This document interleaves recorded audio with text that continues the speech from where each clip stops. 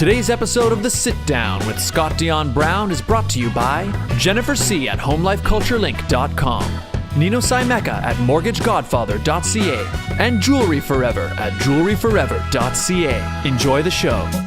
Broadcasting live from Glenmore Record Studios in Toronto, this is The Sit Down with Scott Dion Brown, your Sunday morning talk show with interesting guests, live musical performances, and the most fun you can fit in your coffee cup. Hosted by Scott Dion Brown and Regine Alaina, this is The Sit Down with Scott Dion Brown.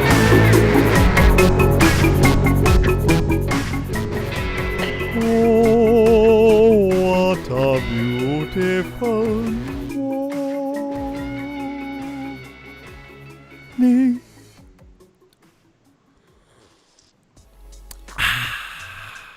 Good morning, ladies and gentlemen, boys and girls of all ages.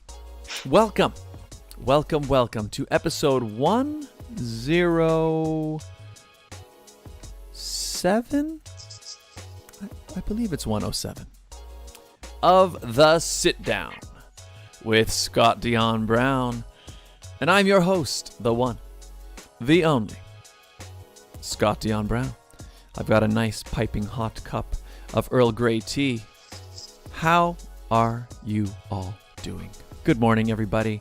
Wade Penny, good morning. Oh, you were early. Yes. Hello, Wade. Good morning. Welcome to the show. Romina Dasic is here. Good morning. Hi. Happy Sunday. Happy Sunday. Oh, Satan is here. Wow. Well, thanks for tuning in. Hello. Brandon Morris, good morning. Maria Brown is here. Hey, Mom. Good morning. Good morning to you all. How are we doing? We should contact Raid Shadow Legends to give him a sponsorship ad. That would be nice. That would be very nice there. We'll work on that. But anyways, guys, welcome. Good morning. Welcome to the show. I'm Scott Dion Brown, here for Sunday morning's episode, and I'm joined, as always, by the greatest co-host in all the galaxy. The one, the only, Regine Alaina. Happy Sunday, everyone. Welcome back to The Sit Down. Scott, I just wanted to start off. So last week we were talking about our greatest moments on the show. And you asked me, after I asked you, what my favorite episode or favorite moment was of the show. And I couldn't come up with one. But I thought about it all week. And because I was like, I need to come up with an answer. And I realized that last week's episode was probably my favorite episode. Oh. So, well, then you couldn't have answered last week. No. Because we were still in the process of having last week's episode. Exactly. So last week was my favorite episode. Last week was a pretty great episode. It was so for those of you who don't know, last week we did our greatest hits episode, our best moments episode, would you call it? Yeah, right? Something like that. So we basically had a recap, and I encourage you guys, if you haven't watched it, go check it out. Our last week's episode, we kind of went through and talked about some of our favorite moments going all the way back to the very beginning of the show, and it was nice for us to watch because we kind of saw, I'd forgotten a lot of the things that we've done on this show, Regine. So it was pretty cool. Our guest is making so much noise. Making some adjustments. He wants to be seen. All right, well, let's get him in here. Oh, Romina Dasic says last week was my favorite show too. Well, there you go. You know why it's her favorite? Because she was in it. Yeah, that's right. She was in it. Yes. That's the thing, because we got to go back and remember our Mother's Day episode, which was also very nice. Wade Penny asks, "Where are your glasses?" My glasses, Wade. This is the one stream where I don't wear them. The one day a week that he doesn't wear them. That's right. So, hello. Your mom says, that's right. There you go. There you go. Well, shall we meet our guest, Regine? Let's meet our guest. He wants to be seen and heard, so let's do it. All right, I have a bio for him here. You know what it is? Sorry.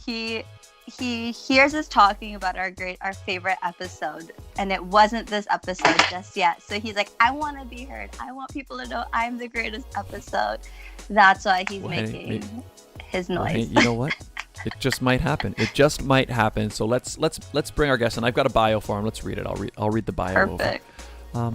Ladies and gentlemen, our guest today is an underground recording artist and music producer based in Toronto. Born in London, England, to Ghanaian parents, his family moved to Canada and settled in Guelph, Ontario, where he grew up. Classically trained in the piano and adept at the kit drum and djembe, he moved to Ottawa to earn a degree in music. Ottawa is where he first started releasing music, performing, and eventually found his voice. Nice. His willingness to try different roles sets him apart. He wears many hats: songwriter, producer, sound engineer, hypeman, artist, and has collaborated on genres outside of hip-hop like R&B, electronic, indie rock, and Bhangra. Traces of musical influences like Nerd, Lupe Fiasco, Lil Wayne, and Kid Cudi can be found in his eclectic style. If you've already been following him, keep watching. If you're just catching on, welcome to the party. It's about to get good. Yes, ladies and gentlemen, please give a warm sit down welcome to Wynne Badoe. In the building. Welcome to the party. Hey, thanks for having me. Yo, that sounded good.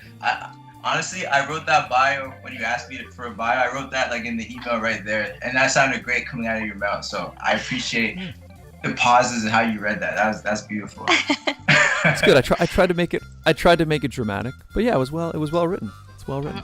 Appreciate it. It's good. I mean, it's better than some bios. If I just got like a point form thing, then I have to work a lot harder to try to make it sound dramatic. But if it's already written that way, then it makes things a lot easier for me. So perfect. I learned a lot about you in that bio. I didn't know you were from London. That's cool. Yeah, I was just born there. I didn't spend much time there. I was, we lived there until I was like maybe 1.5, and then went back to Ghana for a bit, and then came to Canada by the time I was like 2.5. So, wow. I could barely speak when I came to Canada, but, I visit London every now and then, and I love that city, so it's sick. You're a world traveler by the time you're 3 years old. Apparently, I was a carry-on. That's awesome. Do you remember much from living in London or Ghana? Or I mean, you said 2.5, so you probably don't have. Do you have a lot of memories, or can you remember? No, I don't remember anything from back then. But there's photographs, so like, they're like fake memories, right? Like I see what happened, but I don't remember it. But every time I go, I have family back there still in London and Ghana, so. I've been to London a few more times. I've only been back to Ghana once, but it's always good vibes every time I go. London, like, I love the energy of that city, and I just love how it feels. It's so different than Canada, Mm-hmm. Yeah. I've never been to London. I've always wanted to go there, actually. One day I'll get over there. Just it's good. Stick to it. It's good. It's just like it's expensive. That's the only thing that hurt me. I remember the first time I went, everything is like take Starbucks, right? Like you pay whatever $2.50 for a coffee here. It's £2.50 over there, and a pound is like $1.80. So it's just like everything is. It's like I don't know. You just have to have money, but it's good. Just get money. Go to London. Good to know. Yeah. I have heard that. It's everything's a lot more expensive over there. So. That's why it's definitely not one of those places like you can go to some places, say in Europe or other parts of the world, where you're like, oh yeah, you got to travel there because once you get there, the money goes so far and like everything's so cheap. London's not one of those places. No. You seen the Hunger Games? Yes. I have. I've actually seen the Hunger Games. You've seen it? When I went to London for the first time in my adult life, I was like, this is District 1. That's... Yeah, I don't know. That's what I that's a good way of putting it. What does District 1 refer to in Hunger Games? Is that a good thing or a bad thing to be District 1? Well, I think in the Hunger Games, if I remember correctly, District 1 is where, I guess, all the, like, it's like where the rules came from, I guess, and where, like, it's, like, the authority came from, and like that's where like the richest people dwelled, and you know, where they the sort of, monarchy like, came from. exactly, the monarchy and all Gotcha. that. So whenever you Makes touch sense. down London, you see you're walking down cobblestone roads and stuff, and you're just like, I don't know, it's just a whole different vibe. Cool. You know, it's old money, you know. Yep. Old money, old city. Yeah, I've always wanted to go. And I guess especially from a Canadian perspective, it is, this was a British colony for a long time. So I've always wanted to go back just to see, because I feel like, understanding part of Canadian history is from there as well. Nice. So one day I got to get over there, see it. So, Besides besides London. Yeah, so what's it been like? I mean, in fact, it's funny, we're talking about travel, but We can't travel. none of us are really able to travel at the moment. So how have you found living under this interesting time we're living through? It's been really, a huge time for introspection. You know, I've been downtown. I've left the city. I've left Toronto maybe 3 times. I left Toronto 3 times since March. One was to go visit my parents in Guelph. One was to go to Ottawa, work on some music, visit some friends. Another time I went to a cottage.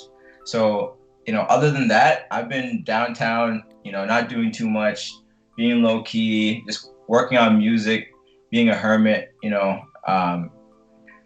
honestly, just trying to keep my mind like just going, because it's been kind of tough not being able to gather with people and go to live events. But that's one of the main things I like to do, just go to people's shows, right? Like support friends that are having gigs, or like dropping clothes, or like whatever it may be. Like that's one thing that I feel like I've really missed the most, just like the gatherings and the support and just like the community when it comes to the arts industry, for sure. I think just the arts industry in general. Yeah, live events I definitely missed. I miss those the most. I mean, I'm a musician as well, so large part of what I enjoy doing is going out to shows or performing at shows, and just getting in front of a crowd, and all of that is completely disappeared. And we don't even know when it's going to come back. That's the weirdest part. Yeah, I know, it's hard to plan for anything. Have you been watching and paying attention to any of the like Facebook live events, like any of the versus battles or anything like that? I've watched a small handful of sort of these online events, but I can't really, I don't get into them in the same way. Like I understand why they're being created. They're being created kind of as a substitute for live music, and I like it, except it almost, in a way, it almost reminds me of how much they're not live events. So I just don't get into them in the same way. I'm just like, there's something about when you go into a room with somebody and you're there with the people around you and the lights and the sound and that atmosphere, like you can't passively, go to a concert or something like that, whereas these events, it's like if you can be in bed, or you can be on the couch and like looking at it while you have like the TV on as well, or like it doesn't feel, I like it, and I like that people are doing it, but for me it doesn't work as a substitute. For me, it's just I'm not as into it. Yeah, it's definitely not the same. But that being said, there are some cool things being done. Like I do like seeing artists are there. You can see that there are artists who are trying to do even a little bit more than just say get in front of the camera and just sing. Like they try to do things to make it a bit more interactive, or find ways to get their head above the crowd and sort of thing. So I do like that. I mean, it's definitely forcing innovation, and it's forcing creativity in a way. I just miss the real thing. I miss the Oh, radio. for sure. So Do you feel like your taste in music or whatever, like the music that you crave to listen to has changed, like being under lockdown, or do you find that like you're listening to the same kinds of music and like the same kind of energy or the same kind of lyrics? you know, I find I'm actually listening to less music. Interestingly. Really? Well, I think it's You're just because streaming all the I'm- time. That's why. Well, yeah, there's that. I'm live streaming gaming, but it's just, yeah. I mean, most of the times I'd be listening to music before was if I'm out doing something and I've got the headphones going. But I guess now there's so much less of that. So I find, yeah, I'm more likely nowadays to be watching TV or watching movies. Really? And so I'm usually, and then what I find is when I do listen to music, actually, you know what I've been listening to? We were talking about it a little bit before, but how I've been watching a lot of the Disney movies lately, and I have found myself throwing on songs from the Disney movies. Love Really? that. So, yeah, so I have. That's a go-to on my Spotify list. I'm not gonna lie.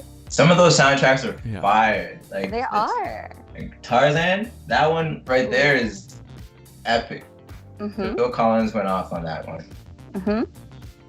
It's funny you ask that question because I listen to music all the time. I'm surprised, Scott, you haven't. But like when I'm making chocolate bombs, I'm blasting like 90s love music or 90s ballads or Mhm. I don't know why. There's just something about 90s music that just gets me in the feels. Oh, it was so expressive. What I love about 90s music is, or you know what, I want to say pre 2005.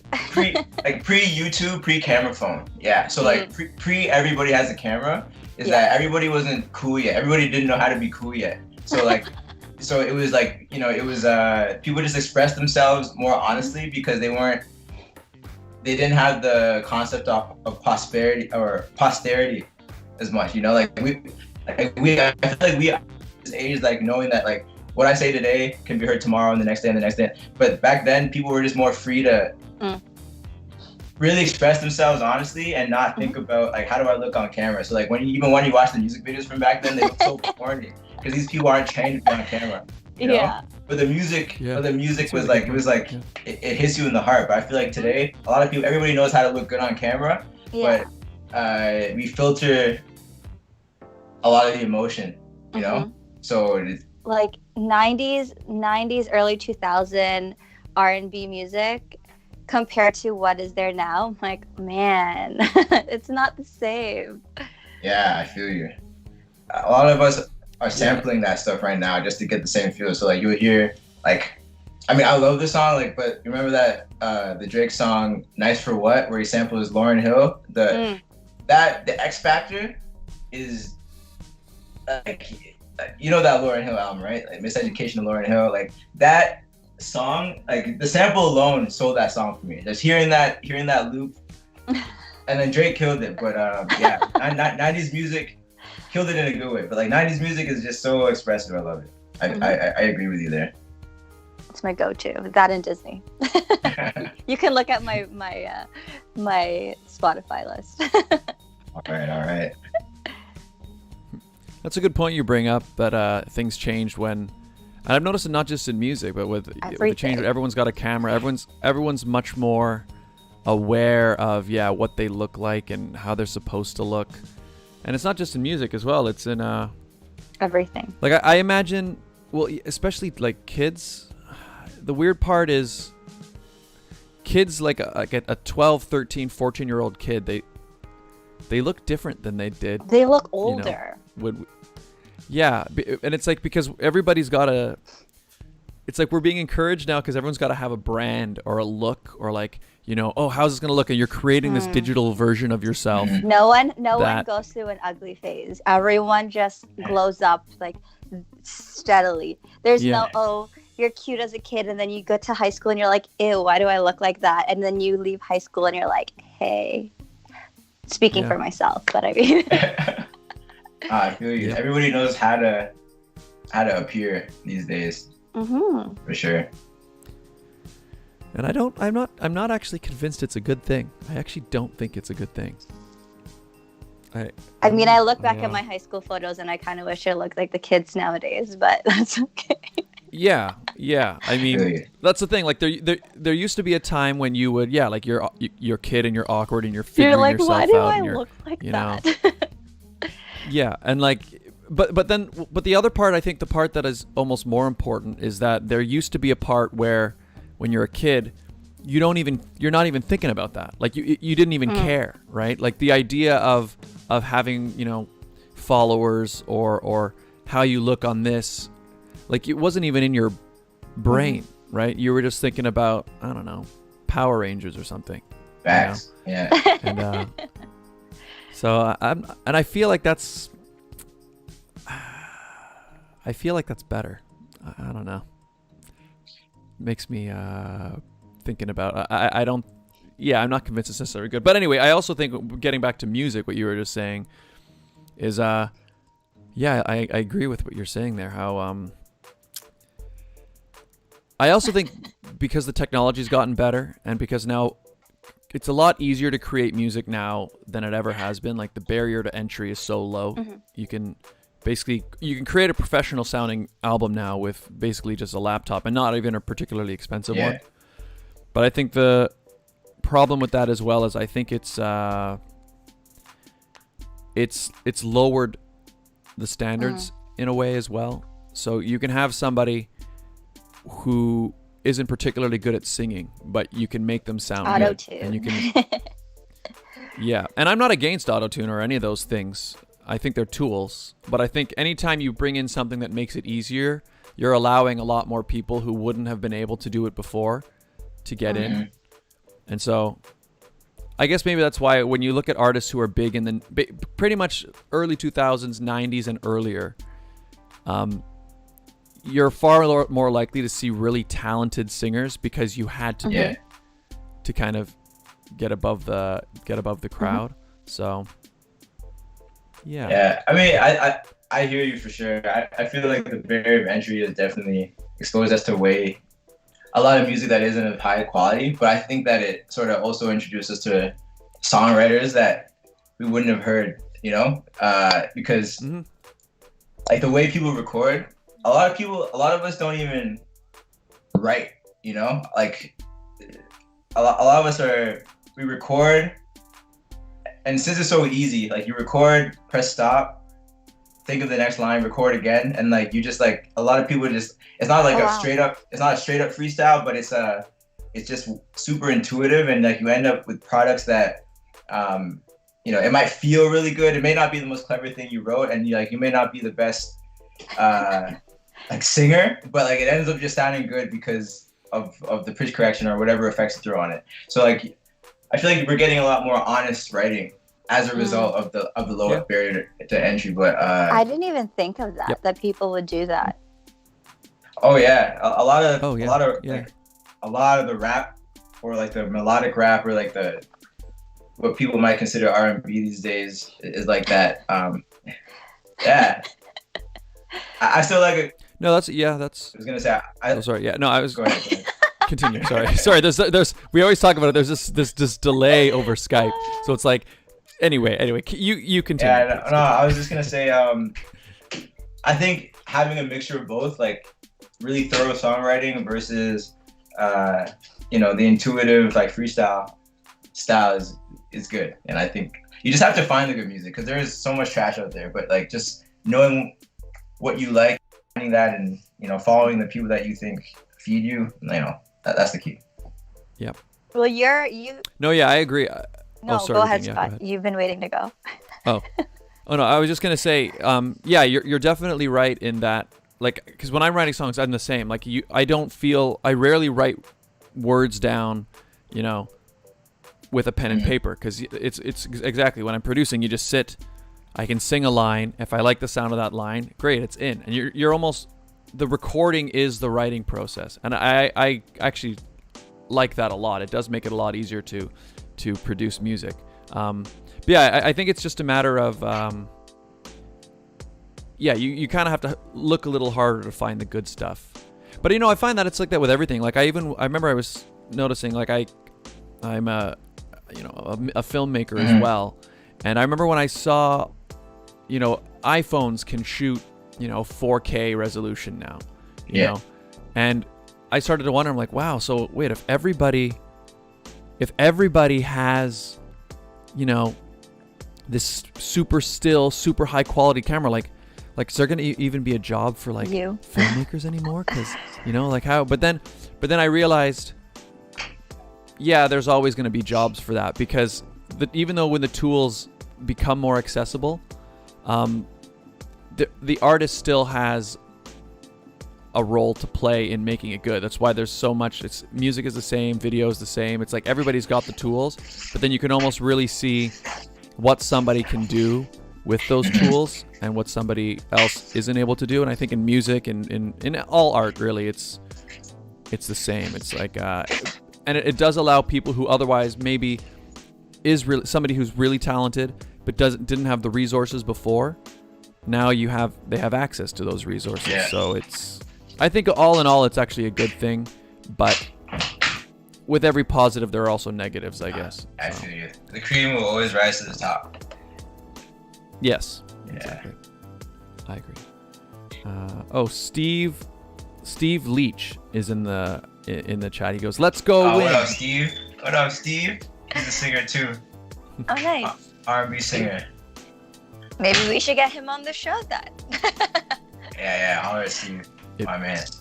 Just might happen. Well, you've been in music, like we've heard your bio. You went to school for music. You produce music. You write music. Where did this passion for music come from? I think my family really drilled it in. So like I said, I did piano lessons from age 4. I used to play the drums in church. So Nice. I did that in my teens, and my mom used to run a dance class, like West African dances, so like Cool. from Ghana and from Guinea. So like that was always something that my family was in the middle of. And then my dad, so like the way those dances work is that it goes to like a polyrhythmic rhythms, like from Ghana or Guinea, right? So my dad used to have like a drum crew, a drum troupe that would be playing the rhythms live, right? So wow. like he ended up teaching lessons, and he used to import drums, so he taught lessons. So there was like an adult class and a kids class. So for the kids class, just so it felt like there was more kids in it, he'd make me and my siblings do the class. So like I was constantly like doing that, like it was like by force, and I hated it, but it was just drilling it into my mind, like just hearing a bunch of different drumming it into your mind. Drumming it into my mind, like a mad rhythms at the same time, how everything fits together. So like, I played the saxophone in high school, but what got me really into it was I started making beats in grade 9. My grandma bought me this game that was for PS2 called MTV Music Generator. So basically you could remix songs and like sort of make beats, so I was super into video games at the time, and then I got this, and I just sort of started remixing songs by Fabulous and Sean Paul and stuff. And then next year I got, and then I just started making beats, and I made hundreds of beats. And I'm from Guelph, and like I didn't have anybody to rap on my stuff, right? I just had beats and no rappers. So I'm like, all right, let me just try rapping. So I just started rapping, and then it was so whack. If I listen back, it's like the wackest thing ever. But couldn't tell me that. Like I thought I was Jay-Z, I went to Ottawa, and then like that's when stuff started picking up a little bit more. And fast forward, now like I produce for other people. I rap on other people's stuff. I'll sing, like whatever's clever. I just like to keep an organic and an honest scenario, whenever I'm making music. So like right now, collaboration is my favorite thing. But started off all just like, it's just a kid in his room, just on the computer, just trying to make something that he thought was dope. That's what it is. That's so cool. How'd you like piano lessons? Did you enjoy taking piano lessons when you were growing up? I did at first. I did enjoy piano lessons at first, but then it got boring because I wasn't really feeling the music that they were making me play. It definitely, gave me the skill of like, I could read music and I understand chords and all that, but like, I was playing classical music, right? And I don't listen to this music. So it just felt like it was separate from the actual music I was into. So it got to a point where I was they say go practice, and I sit down and practice, and I wouldn't even practice. I would just start making stuff up, right?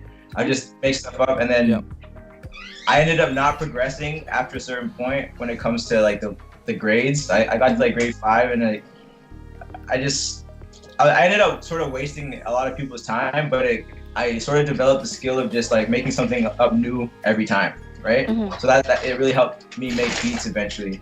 So piano lessons, it was good. It gave me my skill, but at the end of the day, I feel like if you ask me to play something for you on the piano, I can't, because I can't remember anything. I'll make something up on the spot, but I can't.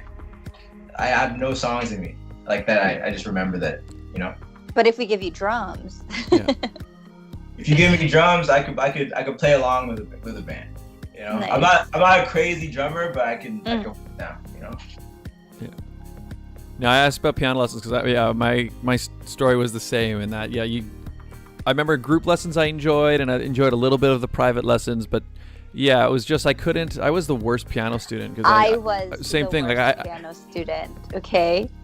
Oh, well, there you go. Well, same thing. I had no interest in the songs I was learning and it wasn't even that I had a problem with necessarily classical music, but I never learned any of those classic classical songs that like now, like even like that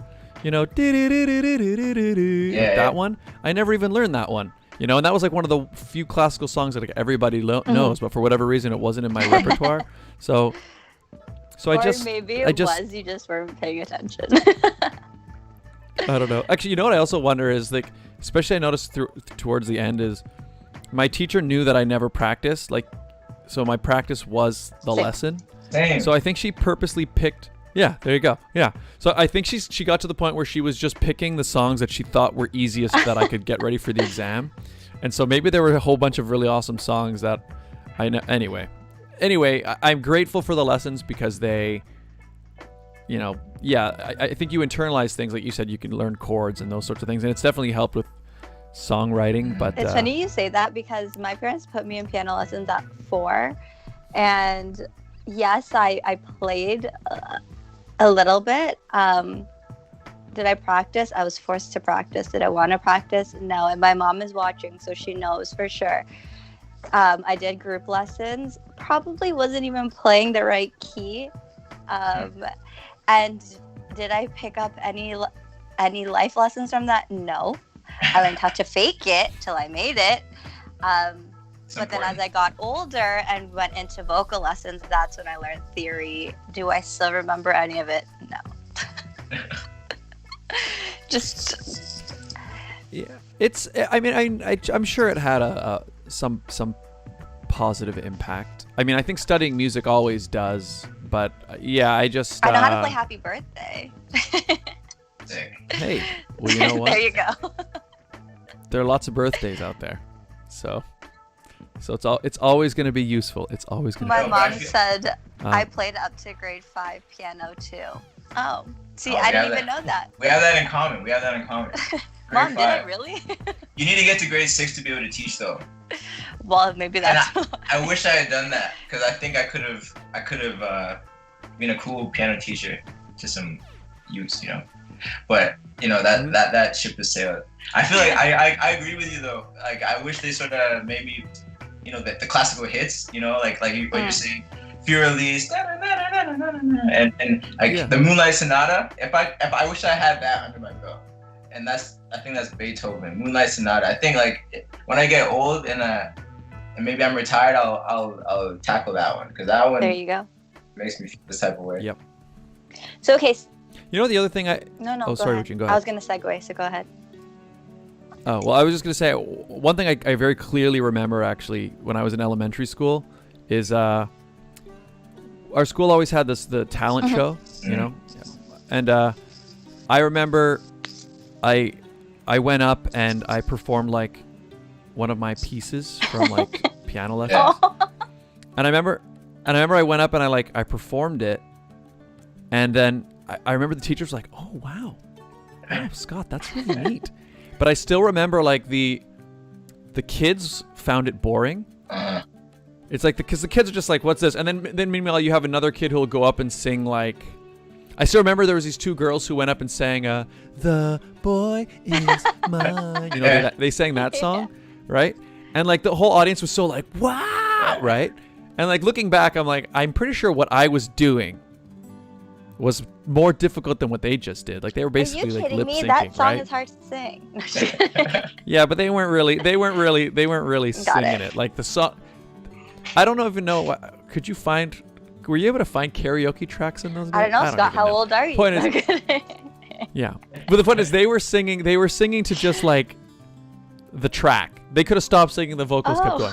But I just remember from those days. I still feel like it had an imprint on my mind of like how like there are certain things that really get an audience hyped up, and there are things that just don't. And so I still remember thinking like, wow, this is like boring. Like this is what I just did is How old boring. are you? I don't know. I must have been. I want to say probably grade. It could have been grade 1 or grade 2. Like it could have been that because young. you're like 6, 7 years old, so that's fine. But if you were like 12 and you were doing that, people would be like, "Yeah, what a nerd." Okay. You gotta give the people what they want. I feel you. Yes. Yeah. Like I remember there was this group of older girls, and this was probably grade like 7, 8, and they called themselves the. Well, you remember? The step. Yeah, because there are certain things I have a really bad memory for most things, but there are certain things that like stick out to you forever, right? But like one of them, there was this group, they called themselves the Step Club or the Step Crew or something, and I remember they did like. They were like the celebrities of our school because they would do like so whatever big pop song would do. They did this thing where they did like this choreographed like stamping their feet and like hitting their like they did this whole choreographed thing, and they were like always the finale of the talent show because they were like so it got the whole crowd hyped up, the whole school. Group. Just kidding. Yeah, well there you go. But even then I'm looking back, I'm like it wasn't that amazing what they were doing, but there was just something about there are certain things that audiences move toward. What kind of girl group were you in? I want to almost. Me? No, it was me and my cousin, because I grew up with my cousins. It was me and her, and we're like, oh, we used to love karaoke. We thought we could sing. We thought we could do it all. We came up with choreography. We were called Double Trouble because it was perfect. I think we actually came up with a song, but it was more inspired by like Jenny from the Block, Eve, like that. Those are the musics we were hearing all the time from our godmother. So we would come up with songs from like TLC, like that kind of vibe. We were like 8, 9, 10, but I mean, who is Beyonce? Who is Beyonce in the group? I mean, I was always the Pink Power Ranger, so it's up to you to decide who is Beyonce in the group. It's because I was the oldest. Okay. There you go. Did you perform? I think you would have done really well at the at my talent show, Regine. Grandma. And she hated it because we'd be upstairs dancing and like jumping around, and they could hear it in the kitchen. So they're probably like, "Stop it!" Well, maybe it's time for a reunion. Oh my God! See, here's the thing. In my family, I think my family's big on sports. Like basketball is their thing. So for me doing pageants, it's completely different from what they're used to on the side of the family. So if I were to try to get my cousin to get on stage with me, she'd probably look at me and run away. Well, I'm the Beyonce of the family. They're probably watching this being like, hey. Oh, Crazy Dizzy, hello, welcome to the show. Good morning. Oh, Mike Brown says, have a fantastic show all. Good morning, that's my dad. Mr. Brown. Hello, good morning. I was gonna welcome all of you. I was gonna segue earlier, and then I ended up talking. So when you've been in music forever, and I know you've created music during this pandemic and beforehand, do you have any music that we can listen to? Yeah. So, I released quite a few songs during the pandemic. The most notable thing was an EP that I did with my friend 3 Summers. So he, I mentioned that I produced, but this was the first time I let somebody else produce for me, like a whole project. So we got 7 songs, and it was so freeing because it just let me really focus on the vocals and the lyrics. And it was like imagine you cut your hair, your own hair, your whole life. I trust myself. But imagine you were your own barber, and then one day finally, all right, I'm gonna let somebody else do it, and you just sit, and they can get the back, and they line you up, and that's how it was. So yeah, a song we can listen to is called Awareness, and I shot a music video for it. That's it's a bonus track on the EP. It's called While It Lasts, and produced by 3 Summers, me on the vocals, and we recorded that in the summertime, and it came out in September. So yeah, it's called Awareness by Wynne Badoe and 3 Summers. All right, sweet. Here it is, ladies and gentlemen. Let's listen to Awareness. And I'm delaying it because I'm just getting it ready. Okay, I think we're good. Here we go.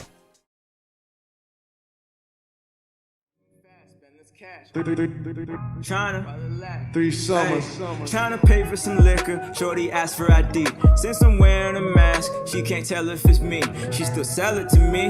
Look like she need a break. Feel like I need a break too. We both need a drink. I'm aware we got different opinions. I'm aware that I'm just a civilian in the city of millions. I'm aware that this building I live in is here for gentrification. I'm aware that I need a vacation. I'm aware that black is beautiful and it's not removable unless you make Thriller and Billie Jean. Royalty in my jeans. Designer, I'm aware that. Browsing in the store, I still feel I'm getting stared at. I can't stand this feeling anymore. Where's my chair at? Step the wrong way, you might end up in a bear trap. Air Max on my feet, I'm running up a check. They wanna see me headless, but I just want a necklace. Youths acting reckless. Stars turn to extras. Fans turn to hecklers. Damn, what's for breakfast? Young bodies lifeless. Never had a death wish. Skip the line to heaven like a nigga's on the guest list. Hate to see an opportunity and be unaware. Hate to meet an opportunity and be unprepared. Truth or dare, look me in the eyes. What a ruthless stare. True despair as I work from home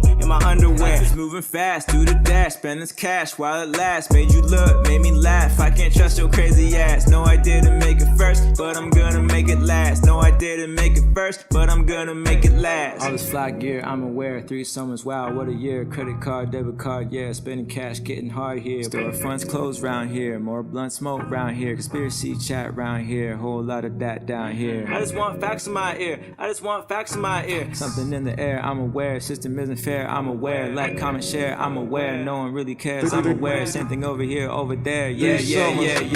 Do the dash, moving fast, spend this cash while it lasts. Hey, while it lasts.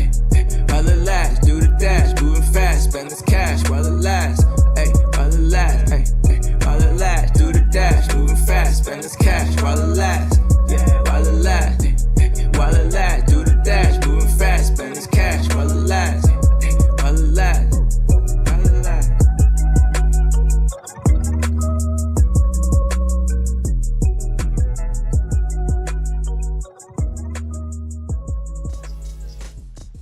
And that was Awareness. Hey, That was awesome. thank you. Right off the top, I noticed you mentioned in it how she's wearing a mask, and it just got me thinking. How I was just curious how do you think now this pandemic is impacting art, and how it will continue to impact it? Because obviously it's in our minds, and it's there in your writing and in your video. and it was in the video as well. Yeah. Of how have you found? I don't know. This is a weird open question. How do you find this pandemic is impacting? How has it impacted maybe the art that you create, and how do you think it'll impact other artists and art in general over the next while?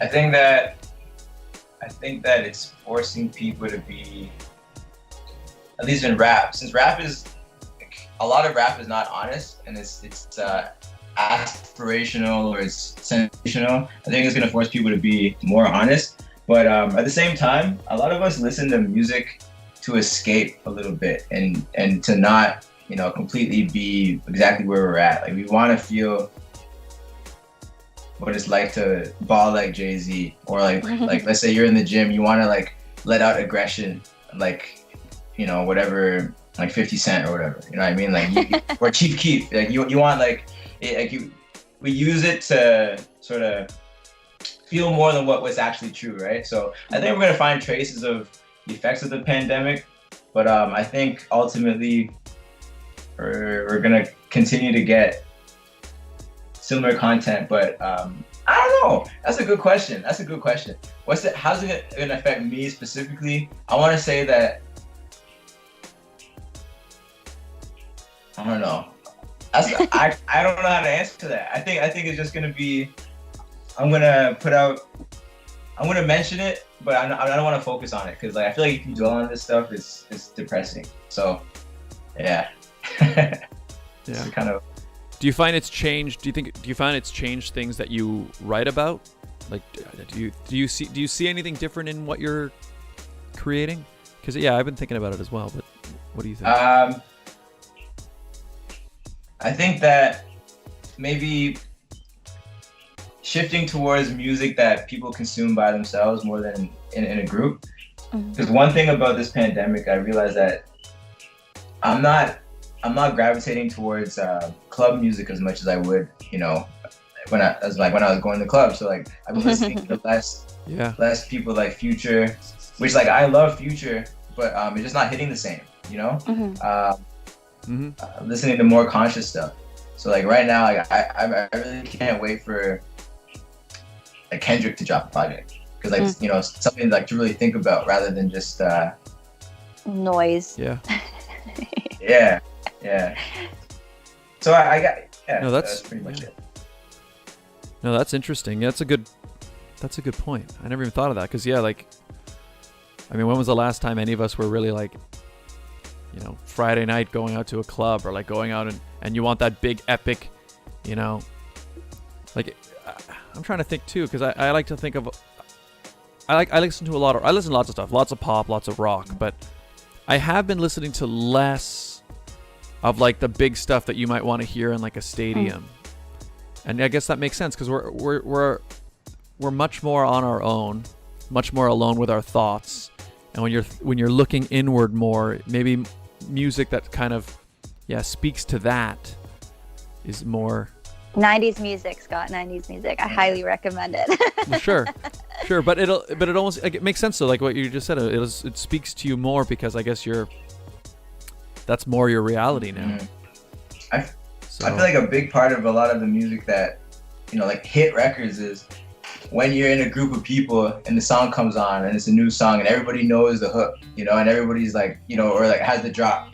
Like for example, like I remember, I don't know if it was last year, maybe 2018, God's Plan, you know, like the biggest song ever, right? And then when that part comes, she said, "Do you love me?" Like, you know, just like the whole crowd just. You know what I mean? It's like it's moments like that make certain songs hits. But I feel like if that were to come out right now, I don't think it would hit the same because we don't all sing that part at the same time. We're not in the club. You know what I mean? It's not. I think setting is a big part of what makes the music that we consume. That's true. You know, special. Yeah. And just mood in general. I know. I find me personally like. My mood very much influences what I feel like listening to. Like, I'll also be the type of person where I'll listen to the same song over and over again. Like, I might get obsessed with one song and have it on repeat, and I might listen to it for days. But then what I'll find is something might happen to me, or like, for whatever reason, my mood shifts, and suddenly I can't listen to it anymore. You know, or like something I was so into, I'm like. So you don't listen to Hakuna Matata anymore, Scott? Yeah, if I'm in the right mood. That will get you in a mood. But big tune. But you know, actually, you know what interests me is that I wonder if it might already have happened, but if we took a look at either what songs are like at the top of the charts right now, or maybe if we looked at it in a year, I wonder if the entire tone or like what is popular or what people are listening to most. I wonder if we'd actually see like some data. Like if you looked at all like Spotify rankings or something, I wonder if there would be this huge shift from like March of this year. Like I'm just curious if that'll be like maybe when we come out of the pandemic, will the music taste for that whole year be completely different than normal? I almost wonder if that would be the case, because it's just.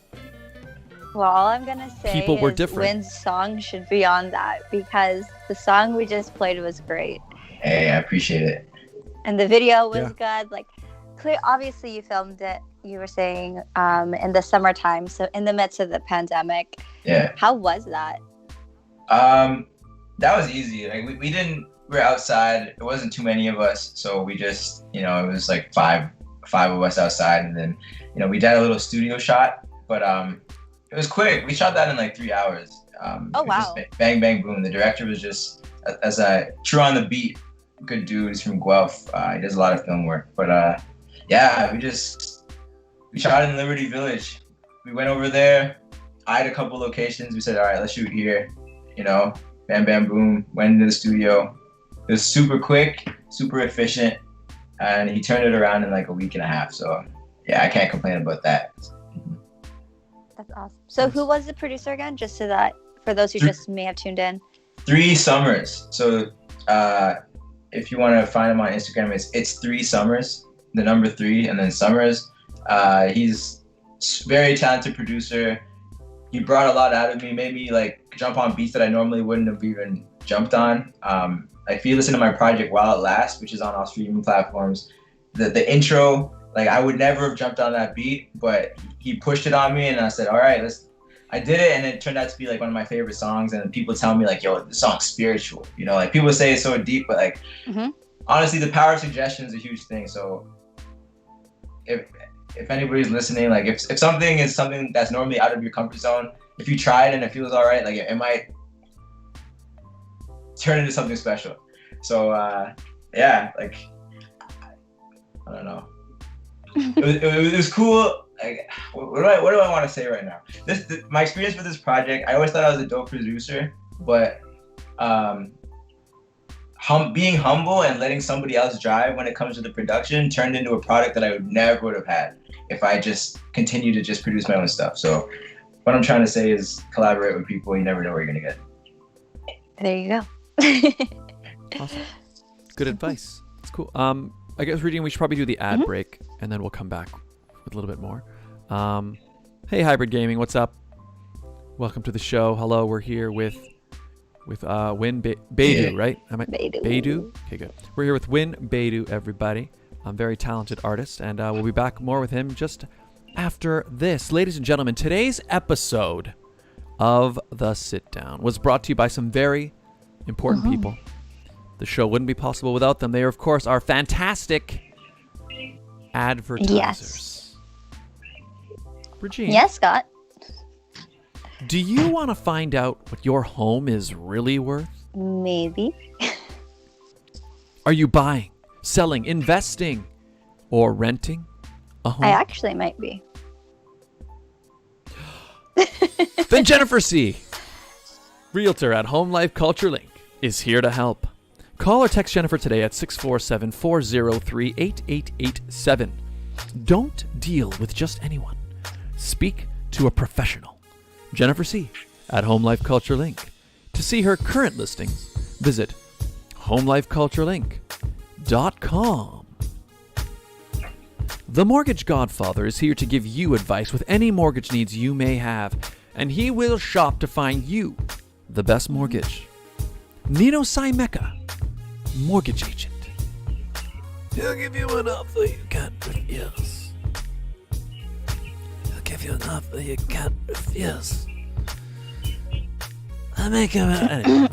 Find out more at mortgagegodfather.ca or call 905-695. Wait, 905. Call 905-604-6955. There you go. Jewelry forever. Conveniently located at CF Markville Shopping Center on 5000 Highway 7 East Markham. They do custom-made jewelry, repairs, and change watch batteries, all done on site. Jerry over at Jewelry Forever is an absolute artist. He can create beautiful pieces, custom pieces, or you can go to the shop and find a wide selection of already beautiful things that are already made. And we've got an amazing deal worked out with them, don't we, Regine? Yes, we do. If you guys go in and let them know that Scott and Regine sent you, you'll get 15% off your entire purchase. That's right. Tell them Scott and Regine sent you. Get 15% off. Regine thinks it's a great deal, as you can see there. Jewelry Forever. Find out more at jewelryforever.ca.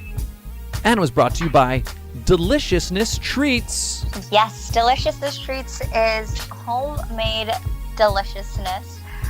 Right now, we do have a Black Friday promo all weekend long. You can even pre-order your holiday treats, which Scott actually did. I did. All of Yes, our I did. flavors, there's 10 flavors, are $5 each. You buy 6 or more, you get 15% off. And we still have today and tomorrow, if you are interested in purchasing a Milo flavored deliciousness bomb. All proceeds from that flavor are actually going to be donated for relief funding for the typhoon victims in the Philippines. There you go. Nice. Deliciousness Treats, sweet treats in a mug. Yes. Find out more. Search Deliciousness Treats on Facebook or Deliciousness_treats on Instagram. Get yourself something yummy. No, something delicious. If you'd like to advertise, delicious. There, that's actually much better. Good call. And if you would like to advertise on the show, it's very easy, right, It's Regine? so simple. All you guys have to do is email us at radioshowad@gmail.com. That's right. It's a great way to get in front of a brand new audience, and we do this show live every week, which means you can customize those ads every week. If you have a sale or a special event or anything particular happening at a specific place and time, you let us know. We can let your audience know in real time. It's a great way to bring all the business that you can get to your business. All right. Radio show ad, radioshowad@gmail.com. And we're back. And we're back. We're back, ladies and gentlemen. Welcome, welcome, welcome. We're here with Wynne Badoe, producer, R&B, hip-hop, rap artist. A little bit of everything. You wear many hats. You wear many hats, yeah. Every aspect of the music creation process. Yes, sir. You've got a hand in it. So, What was it like growing up in Guelph? Guelph was good. Guelph is, I had a really happy childhood. I love Guelph. I love to go back there and relax. My family still is there. I still have friends there. And yeah, it's great. I used to go to Guelph a lot too, actually. Cool. Now that I think about it, I have friends. A bunch of my orders yesterday went to Guelph. Really? Yeah. Nice. It's such a different vibe from the city. Oh, definitely. It's peaceful. It's relaxing. You know, you can take walks. One thing I miss about there is just like the vegetation. I've been downtown for like 5 years now, and you know, just the color green. You know, like just going on, just walking around, and it's something I miss sometimes. So the color green you see now are parking spots, right? Exactly. Yeah, exactly. Oh man. Yeah, a lot of my extended family from on my dad's side are in Guelph, so I Guelph was a regular spot for me. Still it is now, but growing up, I was always up there a few times a year. But yeah, it's a good town. So when you're from Toronto, you're downtown. Yeah. So you see the craziness that goes on. Recently, I'm going to segue. Recently, it was announced that Rogers wants to change the Rogers Center, also known as the Sky Dome, demolish it and make apartment buildings. What are your thoughts on that? I think that would be unfortunate, because where would the Blue Jays play? Yep. Well, yeah, no. So what they did say is they want to demolish it, and they want to rebuild the stadium, but it's either going to be, if it's in that location, they want it to be like slightly smaller, like it'll take up a smaller footprint, and then use part of that to do condos, or if that doesn't work, they were going to move it somewhere, they say closer to the water. They don't need any more condos. Like, how many more condos? Like, just keep building the condos higher. Like, why do you need so many? Yeah. First of all, that area specifically probably has a good dozen amount of condominiums. Do you need more? They want more money. That's why they. Well, want you know it. what? They can leave the Sky Dome where it's at and build around it. I'm with you. I don't think Build they it need on to, the water. I don't think they need to change that. Well, No. Yeah, I mean, are you a fan of the? I guess first of all, have you guys both been? You've both been there before and been to events, and do you like been that there venue? For Like, concerts, what do you think of it? Been there for baseball games, even though I don't watch baseball. Same. Gone there for Caesars, you know. Same. I think. Look. Well, honestly, my like, I don't think it's necessary, and I think that when it's down, it would suck. If they rebuild a new one and it's better, cool. But I think the period of like them tearing it down and before they build a new one, like what are we gonna do? Exactly. Like, Everything's gonna be at Scotiabank Arena. Yeah.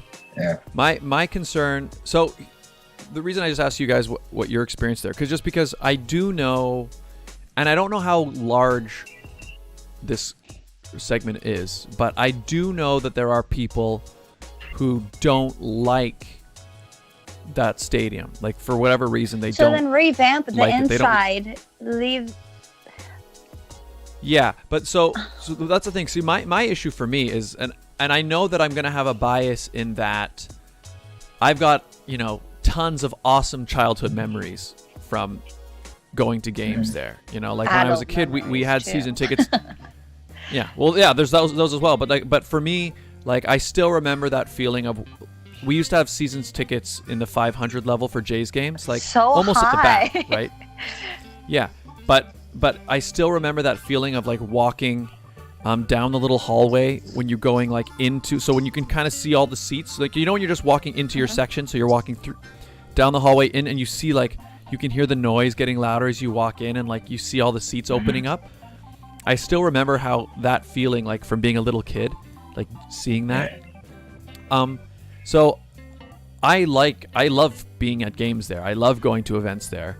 But so I'm trying to wonder if, like, is there this horrible flaw in that stadium that I'm not seeing because of my bias? But as an adult now, when I go there, I don't see what people don't like. There's no bad seat. Like, for example, every seat has good sight lines. There's no seat where you're sitting there and you can't see something, or like part of the field is cut off. Whether it be baseball or a concert, like, I've been to multiple concerts there, more than I have baseball games. And the same thing as just saying, whether you're in the 500s, 300s, 400s, whatever, you still have a great view of what you're watching. I bet you they're just thinking about this because they can't get any money because it's COVID and it's a lockdown. So they're probably like, yo, how can we get some money? Because they haven't sold a ticket in 9 months, Like, yeah, but then they're not going to make any money either from the time they tear it down and rebuild building or build condos. But the thing is, they'll make money when they tear it down and sell it to condo developers. That's my concern. Well, you know what, Rogers? So, you're already making money off of our crazy phone bills, okay? Like, leave us alone. So the other critique I have heard of Skydome is, obviously it's one of the only stadiums that they don't play on real grass.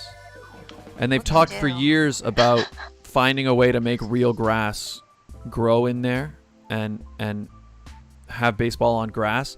And I don't know if they couldn't figure it out, or they haven't been able to find the technology to make it happen, or what it is. So I can understand that one thing. But I do remember a few years ago they revamped the infield, because there used to be a lot more AstroTurf on the infield, and then they dug it all up and replaced it. So the infield now is almost all dirt now. And my understanding of the situation, and maybe I'm wrong, but I thought most of the issues that people had, the complaints that players had with playing on not real grass or not real materials, was that infield, the way the ball bounces, like hit on grounders and stuff.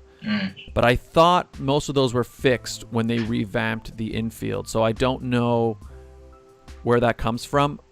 But anyway, despite all of that, I do know that there is a number of people in the city who are convinced that this is not the way stadiums should be. Have they been to other stadiums? Yeah, well, that's the thing. Well, I know the more popular thing now is like those open air like ballparks. Well, that's because most of them are in America. Yeah, Regine's not having it. I'm not. I've been to other stadiums in America. My cousin plays baseball. I've been to different stadiums, and I get it. I get that the open feel of it is great, but we also have crazy winters. So, yeah, that's the other thing. Regardless Exactly. of where you put it, opened or closed, winter's still gonna happen and destroy it if it's open. So. And we have never had a single game canceled because of rain delay in this city. No, ever. exactly. Well, snow or rain. Because we have actually wait. There was one game that got canceled because of weather. Oh my God! Do you remember which one it was? What? No, I don't. Do you remember what it was? I don't. It was the one where there was like aggressive winds, and a piece of the CN Tower, like a piece of siding or something, flew off the CN Tower and damaged the roof. Oh my God! Do you remember that? And they had to cancel the game. They had to cancel one game to repair the roof. But that's one game out of how many years the Skydome has been there. It's the only time I know. And if you think about it, if they tear down and put up condos, our city line is going to change completely. Yes. So yeah, here's my concern. My concern is this. Like I like what you said, Wynne, is that if they tear it down and they build it up better, it'll suck the time that they tear it down, and it's it'll suck for that time. But if they were planning to build something better, maybe you could get me on board. Like I would want to see the plan. But my problem is, I don't know. Well, that's the thing. See, I don't know if the intent or the motivation behind this plan is making baseball better, or if it's just making profit, more money for them. And if that's the case, I'm concerned that what we're going to get will not be anything close to what we currently have. It's all profit. Yeah, and I happen to think having a retractable stadium is awesome, and I don't know. I would be very shocked if the new plan includes a new retractable stadium. I don't know. I don't know. Yeah, I guess we'll find out. I was just curious what your thoughts were, because clearly I'm very passionate. I never heard of that. Really? Nah, I hadn't heard of that yet. I've been honestly trying to avoid. The news has been pretty depressing, so I've been not paying attention to stuff. I've been sort of in my own bubble. There's just so much going on right now. It's probably best that you just stay in your own little Skydome. Yeah, exactly. Yeah, and actually, I will say also this as well. I mean, so this article that I read, it mentions that they're planning to do this in the next 5 to 8 years. But I seem to recall, like I've read other articles in the past where they've talked for years about wanting to tear it down and build something else, but it's never happened. So I'm hoping maybe this is more of the same. I mean, the thing that really bugs me is like you said, it's not necessary, right? As far as I know, unless there's something I really am unaware of. Like the stadium's not on the verge of falling down, right? The dome still retracts, opens and closes, as good as it ever did. If you've got a problem with the seats, you can put in new seats. If you got a problem with, if there are things like that you feel we need to improve, you can improve them. But they just want to gentrify the Skydome. It is what it is. It happens to people every day, man. Yeah. You know what annoys me even more? Like I've been to games in Chicago. I've been to Wrigley Field, right? I've been to the stadium in Boston. These are parks that are over 100 years old, and nobody's talking about, oh, we got to tear that down and make it more modern, Meanwhile, like that place is like the number of seating in both of those places is way too small for what you would expect in a modern stadium. But there's this idea that this stadium that was built in the 70s, suddenly it needs. I don't know. I feel like you gotta let things. If you need more condos, then make the CN Tower a condo. Okay. There you go. Gosh. Just kidding. I like the CN Tower. Please don't get rid of it, Toronto. Yeah, or rename it. That's the other thing that annoys me, renaming buildings. I hate that as well. It's forever going to be Skydome. It's forever going to be ACC. It's forever going to be Molson Amphitheater. Sorry, guys. Yep. It's like when Wonderland changed all the ride names. Yeah. Well, it's because they weren't what? owned by Paramount anymore. That's right. Man. Paramount did it. Yeah. Yeah, you know what the problem with renaming stuff is that it feels like even if the building is still there, something feels like it goes away. I'm not even sure what it is. Is that it yeah, like I remember when somebody told me, "Oh yeah, I'm going to see a concert at Budweiser Stage." And I was like, "I don't know where that is. Where's Budweiser For sure that Stage?" was me. Yeah, but Budweiser Stage was the Molson Amphitheater, and it's just interesting how, you know, I feel like history, you know, it gets made by allowing things to get old. And if you keep changing things, you kind of get rid of the history. Did you see that the Mod Club has shut down since both of you I did not. performed throughout the city? The Mod Club shut down. I did not hear that. Is that That's recent? sad. I mean, a lot. Oh man. Yeah, it's rough. Like a lot of It's these a places. it's a nice venue too. Yeah, I've been there a few times. That's rough. I saw Cold Tea got shut down too. A lot of Which one, sorry? places. Cold Tea, it's just like a little bar in Kensington that was pretty sick. Oh yeah. That's the thing. I mean, the small businesses are having the hardest time with these times, and then obviously, yeah, live music venues that are specifically made for gatherings.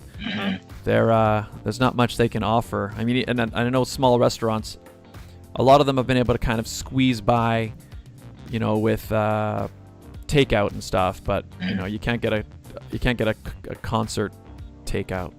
So I feel like a lot of that stuff is even after this pandemic sort of passes, I think that people are gonna be scared to even take the risk of making a place where people have to gather. You know, because like all of these ones that got shut down during the pandemic, you know, people usually get in this business because they're passionate about it, not just because they want to make money. You know, so I feel like I just don't want to see the day where every place where we go is corporate and it's like it's a chain. You know, like where are we going on Friday night? We're going to Wild Wings. You know. Yeah. I like Wild Wings, yeah. but like I want to go to a place that is. I want a mom and pop Wild Wings. Yeah. Yeah, that's the thing. It's going to be harder.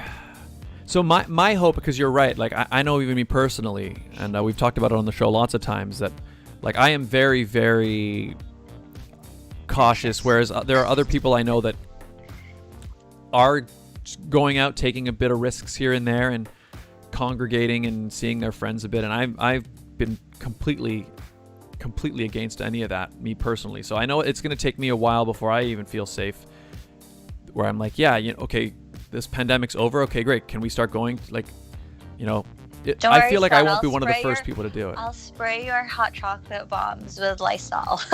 It's Perfect. disinfected. Delicious, yeah. But my hope is that once eventually we'll get over that hump, and my hope is that there'll be this massive, like, suddenly everyone will want to be in the clubs. You know what I mean? Like, I hope we'll get over that part, and then there'll be this, okay, it's safe now, but now everybody, like, because they've been like pent up and stuck inside for so long, that it's just, there'll be this massive boom of like live music, live everything, and I that's what I hope will happen. Hopefully people will support live music, because not a lot of people, it's like a niche, you know. But that's what I mean. But I think, but my hope is I hope that people will. I feel like this time period will almost build a craving for it. Like, people will want real interaction again, real people doing things. But my concern is what you just said, Wynne, is about will there be any, like, because really the big businesses with you know, millions and millions of dollars are the only ones that can really guarantee surviving all of this. And when we come out the other side, will there be any venues like that left, right? Because can they survive? And like you said, will I be willing to open up a live music venue knowing that, well, one, will there be any money to do it? And will I be able to take that risk, put in that money investment when, you know, is that audience still there? Yeah, like Sneaky D's shut down too, right? I just remember Really? that as we were talking. Yeah, they shut down in the beginning of the pandemic. Like closed permanently? Like it's gone. It's like, gone? It's out of business. I performed there so many times. That sucks, man. Woo! I didn't even know that one. I didn't even know that. And actually, Sneaky D's is one of the few that I've never performed at. I've always planned to one day get there, but I just wanted. I've performed at most venues in the city by this point, but I have never performed at Sneaky D's. But I've always driven by it and be like, yeah, I got to go in there one day, and I want to perform there. It's a blow. That sucks that it shut down. But yeah, we'll see, right? We'll see what happens on the other side of the tunnel. Well, with that being said, for all of those who are tuning in, if you live in a big city where there are a lot of small businesses, support your local businesses. I know I'm making the effort for like Christmas presents, so now all my family knows you're all getting gifts from local businesses. And yes, it's a little bit more expensive, but think about the people that you're supporting when you're making these purchases, not the savings that you could potentially get from going to Walmart. And also order takeout. Ordering takeout's a good thing to do as well. Supporting local. We've been ordering quite a bit of takeout. In fact, we've ordered more takeout through this pandemic than I think we've ever done. So, and I don't feel bad about it. But are you taking out from small business restaurants? Like actually, yeah. Most of the time. Actually, we just found a pizza place near us that we used to walk by it all the time. Like I walked by it a million times and I've never been in it because I never really, and then finally one day I was like, maybe we should try that place like that we always try. And if I remember right, I don't even think it's not even on any of the apps. Like it's not on Uber Eats or any of those. It's literally you just call the restaurant and then order from them directly and they bring it to you. So but it's actually like, I think the best pizza I ever had. That's probably better to not go through Uber Eats and skip because more of the money goes straight to them. Yeah. So there you go. Anyways, Wynne. I didn't. Yeah. What's up? What's coming up in the funnel with you besides this pandemic? Well, I am working on a few different projects. So I have some of my own music coming out 2021. I think I'm going to do, I'm working with different producers. So, my boy 3 Summers really opened the door for me to be open to work with more producers, and people have been sending me beats. So, I've been like communicating over, various platforms and just like cooking in my home studio, which I'm in right now. I'm working on some R&B songs. So actually my girlfriend sings. So I'm working on her project too, which I'm producing, and we're, she's writing and it's pretty sick. She has a dope voice. Her name's Aishamir. You'll hear about her soon. My boy City Fidelia over in Ottawa. He's doing so much out there, and I have a couple beats that I sent over. So hopefully you'll see some stuff coming out from over there. Nice. And yeah, I'm keeping my options open. If people are down to collab, I'm all for it. I have to get in where I fit in. So if you need beats, if you want to record, if you want to sing, whatever's clever, let's get it. That's exactly what I'm gonna do. Just kidding. Yeah. All right. I got beats for you. I'm just kidding. Beyonce. I was 8. Yeah, exactly. There you go. The double trouble. Double trouble. Double trouble collab coming soon. Yeah. Hey, Zach Attack, welcome. Scott, I wish I could donate. You don't have to donate there, Zach Attack, but thank you for tuning in. Welcome. Oh, and Adwoa Badoe is in the That's my mom. Chat. Ajwa. Hey. Mom. What's up? Ajwa. What's up, Mom? Hello. She's probably like, why aren't you in church? We want to see you dance. We heard you're an amazing dancer. Hey. We should. Oh yeah, we've been going for an hour 20 minutes. Pretty good. Where can people? I think we already mentioned it a few times, but where can people find you if they want to follow your musical journey and find your music? So you can follow me on Instagram, wynne.wave, so WYNNE.WAV. I am on Spotify, so if you type in my name, WYNNE space BADOE, I'm there. I got older music, so I recently, something I didn't mention, I started using my government name this year. So I used to be Vic NS, I used to be Vic the North Star before that, so I got music under different names, but this is the year that I decided, let me start putting music out under my real name, and I don't know, it's very freeing. So if you want to check out my new stuff, it's under Wynne Badoe. If you want to look at some older stuff, I have other projects under Vic NS, so VIC space NS, or Vic the North Star. So I'm on any streaming platform. Catch me on YouTube, Wynne Badoe. Yeah, music videos, songs, collaborations, everything. Nice. What made you decide to start performing under your own name? I felt like so originally I changed my name to be a stage name because I felt like I wanted to detach myself from the art a bit. So I didn't want it to be so personal. I didn't want somebody to say, "Oh, Wynne Badoe sucks," you know. So like when I first started making music, I needed something to disassociate because I was a bit self-conscious, and I felt like I needed to be somebody else to say the certain things I wanted to say, you know.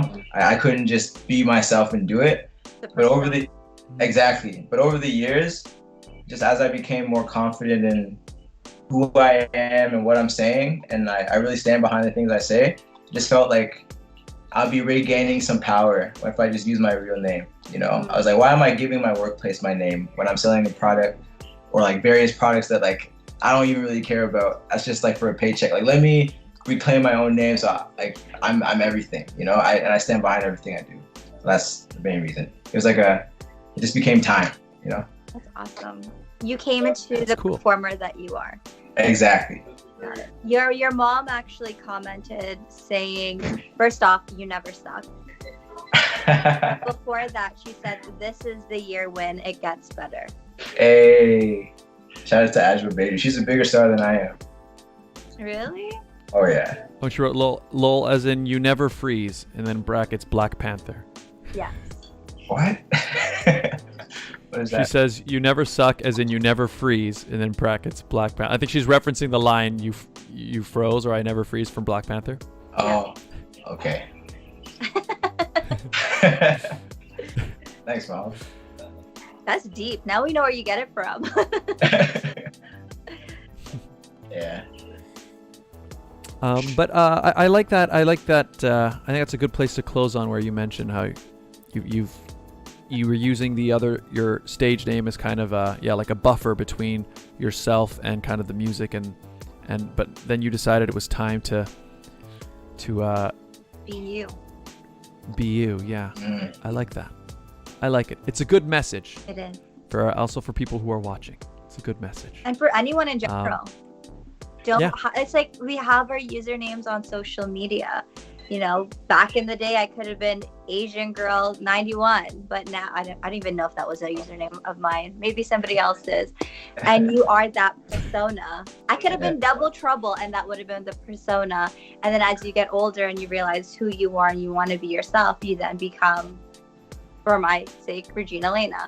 So it's a good message that you put out there. So people, don't hide behind your usernames. Yeah. That's a good point too. Uh-huh. Especially in these times of being anonymous online. I don't think that's really a very good thing either. I mean, in some cases it's good, but yeah, that could be a whole other debate on itself. Anyways, this was good. This is good. Regine, where can people find you? Speaking of usernames, you guys can find me on Instagram, Twitter, and Facebook at It's Regine Alaina, all one word. And you can also follow my pageant journey, Ms. MS Galaxy Canada, on both Facebook and Instagram.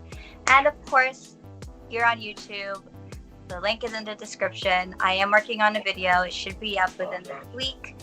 And check out Deliciousness Treats. Where can they find you, Scott? You can find me right here, where you're watching this very show. YouTube.com/Scott Dion Brown. You can also find me on Twitch and DLive as well under Scott Dion Brown. When I'm not on video, you can find me. Oh, wait. You find me here on Twitter and Instagram, Scott Dion Brown. Although those are really more satellites for my YouTube channel. Best place is YouTube. Make sure you hit the like button on this video if you enjoyed the show, everybody. And we do this show every week, Sunday morning, 11 a.m. And of course, tomorrow night we'll be back at it with some Brawlhalla 1v1 tournament, everybody. It's going to be epic. It's going to be awesome. And I'm starting a new game this week as well. Before we go, Sorry? Let's answer Zach Attack's question. Does he rap? Does he dance? He raps. Do you dance? I mean, I dance. I'm not a dancer though. He dances in the shower. There you go. Exactly. Well, thanks for having me. I appreciate the time. I appreciate the energy. Fun show. Yeah, I've been wanting to have you on the show, and you know this. I messaged you in in September when your song came out. Uh-huh. It only took us 3 months, but hey, we're here. Yo, thank you. I appreciate it. You guys are awesome. And Yeah, this was great. And whenever we are over this, and we used to do the show in person where we bring people into the studio, and we even have people perform live sometime. Mm-hmm. And I'd love to have you on again when we can do that. And you and 3 Summers, or you and your girl, or you and whoever you're producing music with at the time. I'd love to see you again. It's been a hot minute, so. For sure. I'd be down. Let me know. I'm there. Nice. All right. Whenever we come out the other side of this thing. And your mom says you're a great dancer. And we'll leave it at that. All right, everybody. We'll see y'all next time. Thank you guys for tuning in. Wynne, thanks again. Have a great day. Have a good rest of your Sunday. Thank you. You too. And take care. Cheers, everybody. Cheers. Bye-bye.